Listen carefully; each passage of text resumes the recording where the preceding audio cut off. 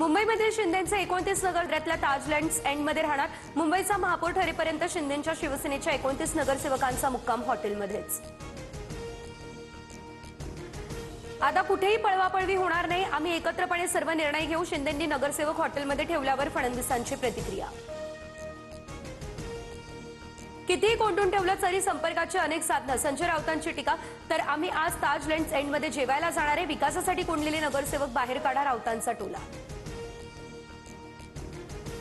शिंदेंकडून 2.5 वर्षांसाठी मुंबईमध्ये महापौर पदाची मागणी, तर भाजपने आम्हाला सन्मानपूर्वक पद सोडावी, शिवसेनेची भावना, सूत्रांची माहिती।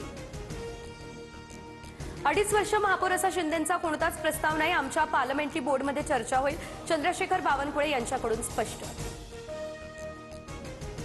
देवाच्या मनात असेल तर आपला महापौर होईल, उद्धव ठाकरेंचं विधान। तर देवासमोर कधी हात न जोडलेले देवांवर विसंबून राहत आहे, नितेश राणेंची टीका।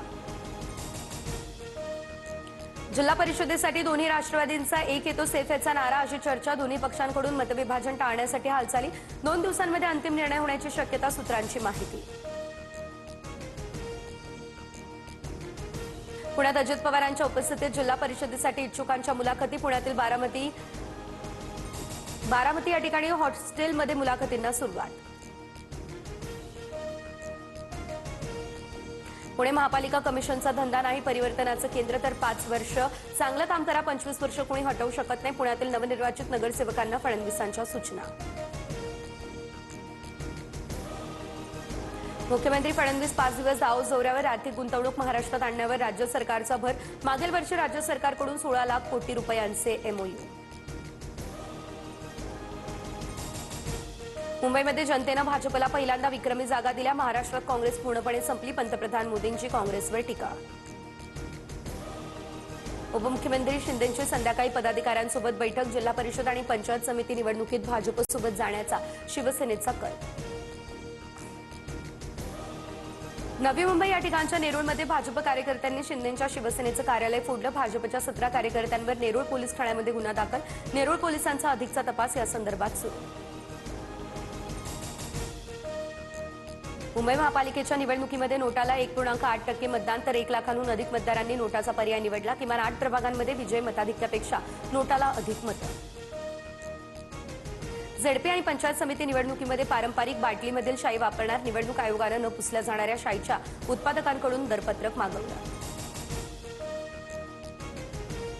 भाजपचे नेते आणि माजी मंत्री राज पुरोहित यांचं निधन, मुंबईमधील रुग्णालयामध्ये अखेरचा श्वास घेतला।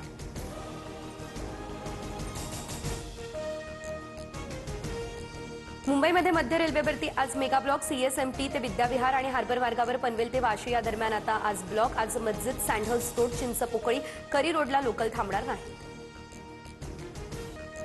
अटल सेतूवर आणखी वर्षभर 250 रुपये टोल आकारला जाणार, अटल सेतूवरती विद्युत वाहनांना टोलमधून सूट, मंत्रिमंडळ बैठकीमध्ये हा निर्णय। विमानसेवा विस्कळीत झाल्याप्रकरणी इंडिगो कंपनीवरती डीजीसीएची कारवाई, निष्काळजीपणाचा ठपका ठेवत डीजीसीएकडून इंडिगोला 22 कोटींचा दंड। ग्रीनलँडवरती ताबा घेण्यास विरोध करणाऱ्या 8 देशांवर अमेरिकेकडून 10% टॅरिफ लागू, डेन्मार्क, नॉर्वे, स्वीडन, फ्रान्स, जर्मनीसह इंग्लंड, नेदरलँड आणि फिनलँड या देशांचाही समावेश। नवी मुंबई या ठिकाणच्या डीवाय पाटील स्टेडियमवरील वुमेन्स प्रीमियर लीगचं पहिलं सत्र संपलं, गुणतालिकेमध्ये 8 अंकांसह बंगळुरू संघ अग्रस्थानी। उद्यापासून दुसऱ्या सत्रातील सामने वडोदऱ्यामध्ये।